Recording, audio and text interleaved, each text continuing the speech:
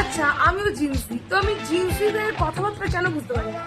হ্যাঁ, মানে ওরা যেরকম ভাবে টাইপিং করে, ওরা যেরকম ভাবে কথা বলে, ওদের যেরকম ভাবে ল্যাঙ্গুয়েজ আমি বুঝতে পারি না। আমার মাথার মানে কি বলবো তোমাদের, কোনো মানে কি বলবো, আমি কিছু বলার নেই, কোথাও ঢোকে না ওদের ভাষা। আমার ওদের ল্যাঙ্গুয়েজ, ওরা কি অন্য গ্রহের প্রাণী? আমিও তো জিন্সি, বাট আমি তো ওরকম করে কথা বলি না।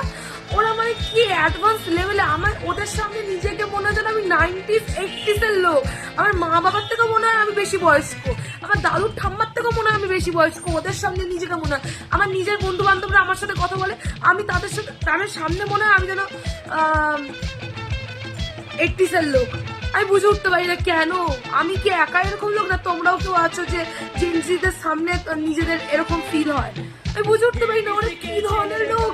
আরে এরকম ধরনের মানে টাইপিং করার কি আছে? ফুল ফর্মে বল না, ফুল ফর্মে বললেই তো হয়। বুঝে উঠতে পারি না তো।